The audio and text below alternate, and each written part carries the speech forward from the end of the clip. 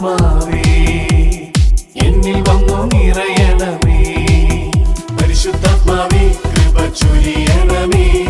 പരിശുദ്ധാത്മാവേ ശക്തി പകരണമേ. പരിശുദ്ധാത്മാവേ കൃപ ചൊരിയണമേ. പരിശുദ്ധാത്മാവേ ശക്തി പകരണമേ. ഞാനാണ് ജീവന്റെ അപ്പം. ആ അപ്പം ഇതാ നമ്മുടെ മുമ്പിൽ നമ്മളെ കാണുവാനായി, നമ്മളോട് സംസാരിക്കുവാനായി വന്നിരിക്കും. വിശ്വസിക്കുക, അവനാണ് പറഞ്ഞത്, ഞാനാണ് ജീവന്റെ അപ്പം. ജീവനുള്ള ക്രിസ്തുവാണ് നമ്മുടെ മുമ്പിലായിരിക്കുന്നത്. ജീവനുള്ള ക്രിസ്തു 2000 വർഷങ്ങൾക്ക് മുമ്പ് ജെറൂസലം വീതിയിലൂടെ നടന്നുപോയൊരു ക്രിസ്തുവിനെ നമുക്ക് സുവിശേഷങ്ങളിൽ കാണാം. ആരെല്ലാം അവന്റെ അടുത്ത് വന്നോ ആശ്വാസം കിട്ടിയിട്ടാണ് അവർ പോയത്. അതെ, നമ്മളെ ആശ്വസിപ്പിക്കാനായി അതേ ക്രിസ്തു ഇന്ന് ഈ അൾത്താരയിൽ വന്നിരിക്കുന്നു. ആ ക്രിസ്തുവിന്റെ മുമ്പിലായിരിക്കുമ്പം നമ്മുടെ എല്ലാ വേദനകളും ആകുലതകളും ഒന്ന് സമർപ്പിച്ചു. ആരും നിനക്ക് കൂട്ടില്ലെങ്കിലും നിനക്ക് കൂട്ടായി ഒരാളുണ്ട്, നിനക്ക് വേണ്ടി മരിച്ച ക്രിസ്തു. ഇപ്പൊ ജീവിതത്തിലെ വലിയ തകർച്ചയിലൂടെ കടന്നു പോകുന്ന നിമിഷങ്ങളായിരിക്കും. ഒരുപാട് പ്രാർത്ഥിച്ചു, കിട്ടാത്ത വേദനകളുണ്ടാകും, കിട്ടാത്ത കുറേ ആഗ്രഹങ്ങളുണ്ടാകും, വേദനയായിരിക്കാം. ഇനി മുന്നോട്ട് എങ്ങനെ എന്ന് ചിന്തിക്കുന്ന നിമിഷങ്ങളായിരിക്കാം. എലിയാ പ്രവാചകൻ പറഞ്ഞതുപോലെ എൻ്റെ പ്രാണനെ എടുക്ക്, ചത്താ മതി എന്ന് ചിന്തിക്കുന്ന നിമിഷങ്ങളായിരിക്കും. ഏതൊരവസ്ഥയിലൂടെ കടന്നു പോയാലും നിന്നെ അറിയുന്ന ഒരു ദൈവമുണ്ട്. വിശ്വസിക്കുക, നിന്നെ അറിയുന്ന ഒരു ദൈവമുണ്ട്. ആ ദൈവമാണ് ദിവ്യകാരുണ്യം. ആ ദിവ്യകാരുണ്യത്തിന്റെ മുമ്പിലാണ് നമ്മളിരിക്കുന്നത്. കരുണ വാരിക്കോരി ചൊരിയുന്ന ദിവ്യകാരുണ്യത്തിന്റെ മുമ്പിലാണ് നമ്മളിരിക്കുന്നത്. കരുണ ചൊരിയാൻ അവൻ തയ്യാറാ. സ്വീകരിക്കാൻ ഞാൻ ഒരുങ്ങിയിട്ടുണ്ടോ? സ്വീകരിക്കാൻ ഞാൻ ഒരുങ്ങിയിട്ടുണ്ടോ? എൻ്റെ ഏത് വേദനകളും ആകുലതകളും മനസ്സിലാക്കുന്ന ഒരാളേ ഉള്ളൂ. എത്രയെത്ര നമ്മൾ ആളുകളോട് പറഞ്ഞാൽ അവർക്കൊന്നും മനസ്സിലാവില്ല, പക്ഷേ ഇവന് മനസ്സിലാവും. കാര്യം ഇവൻ എന്നെ അറിയാം. ഇവനറിയാതെ ഒന്നും നമ്മുടെ ജീവിതത്തിൽ നടക്കുന്നില്ല. അവൻ്റെ മുമ്പിലാണ് ദിവ്യകാരുണ്യമായ ഈശോ. ആ ദിവ്യകാരുണ്യ ഈശോയുടെ മുമ്പിൽ നമ്മുടെ എല്ലാ വേദനകളും എല്ലാം സമർപ്പിച്ച് നമുക്കവിടെ പാടി ആരാധിക്കാം. ഇരുകരങ്ങളും ഹൃദയത്തോട് ചേർത്ത് ദിവ്യകാരുണ്യമായ ഈശോയുടെ മുമ്പിലാണ് നമ്മളായിരിക്കുന്നത്. ആ ഈശോയെ നോക്കി എനിക്ക് വേണ്ടി വിശുദ്ധ കുർബാന ആയവനാണ്. ഈശോയ്ക്ക് നമ്മളെ ഒരുപാട് സ്നേഹിക്കുന്നു എന്ന് മനസ്സിലാക്കണമെങ്കിൽ ഒറ്റ കാര്യം മതി, ഈ വിശുദ്ധ കുർബാനയിലേക്കൊന്ന് നോക്കിയാൽ മതി. അവൻ വിശുദ്ധ കുർബാനയായത് നമുക്ക് വേണ്ടി. കാര്യം അവൻ്റെ ഏറ്റവും വലിയ ആഗ്രഹം എന്താന്ന് ചോദിച്ചാൽ സക്രാരിയിലിരിക്കാനൊന്നുമല്ല, നമ്മുടെ ഓരോരുത്തരുടെയും ഉള്ളിലിരിക്കാൻ.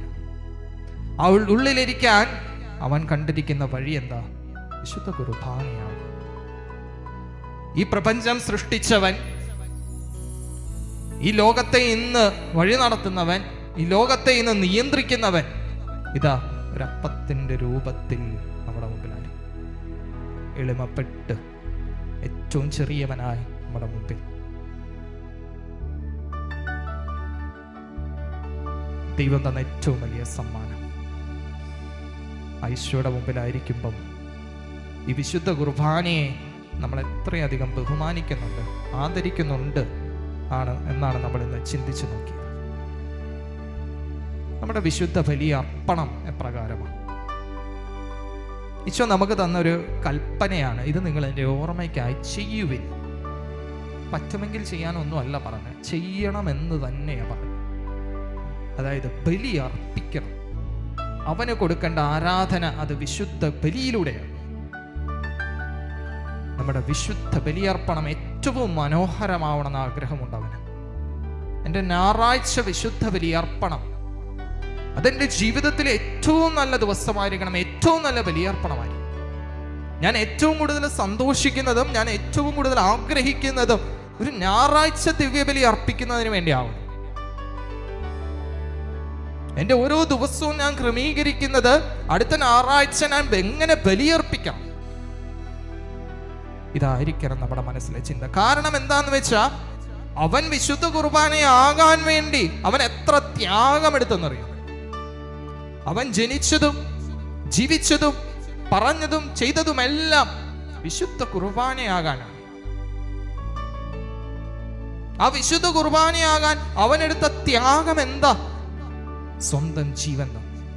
എത്ര വേദന അവൻ സഹിച്ചു, എത്ര അവഹേളനം അവൻ സഹിച്ചു, എത്ര കുറ്റപ്പെടുത്തലുകൾ അവൻ സഹിച്ചു. എന്തിനാ?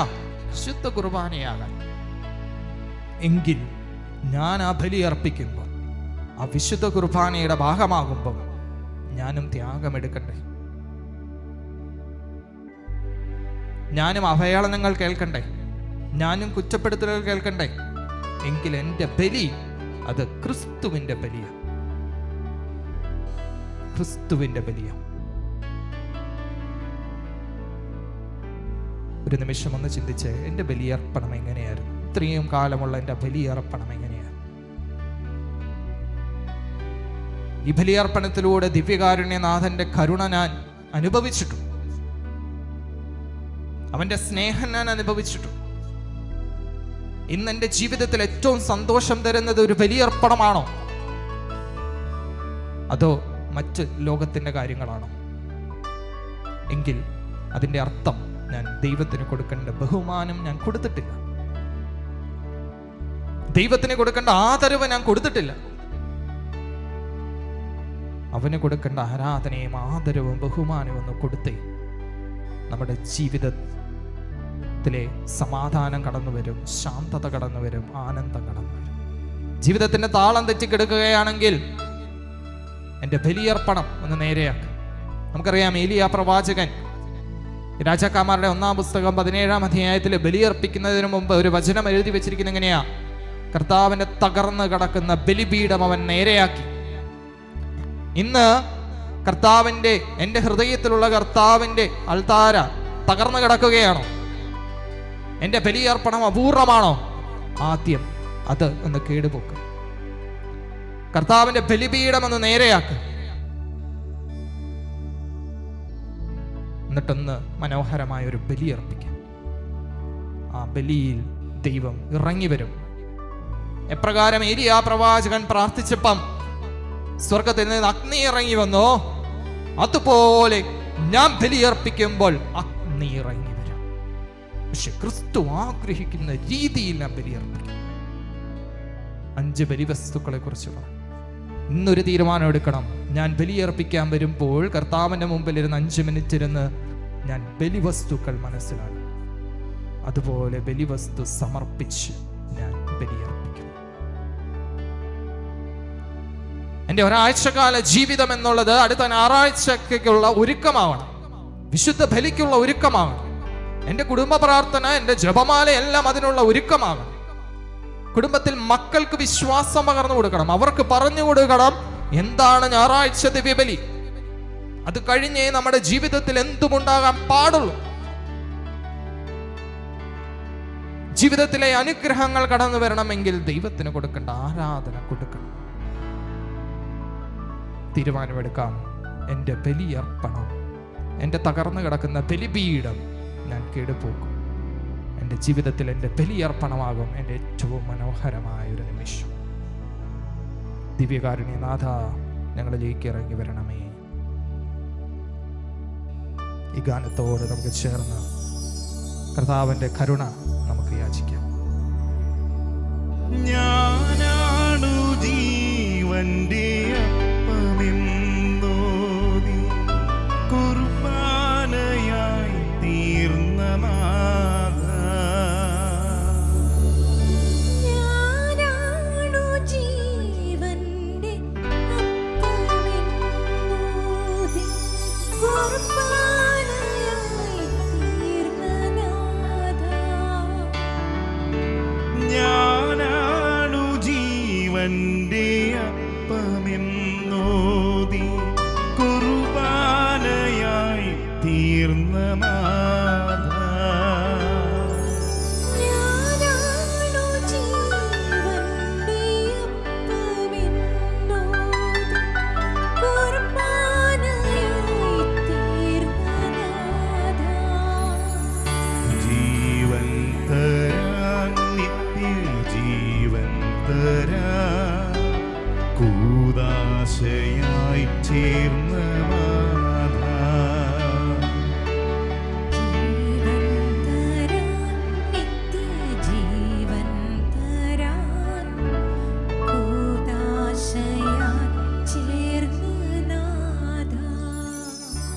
വിശുദ്ധ ബലിയിലേക്ക് കടക്കുന്ന ഒരു നിമിഷമാണ്.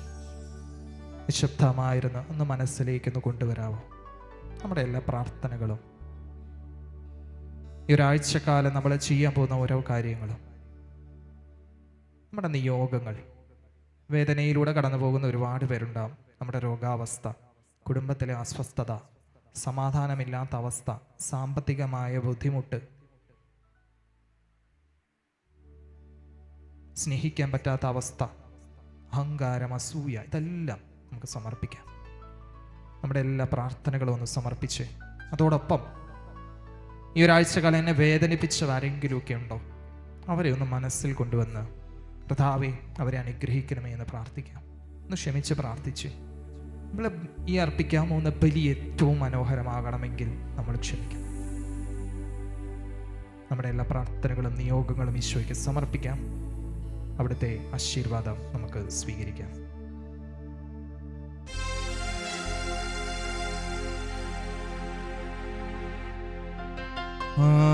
ആരാധന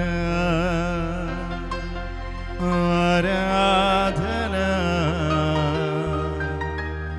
യേശുവേ ആരാധന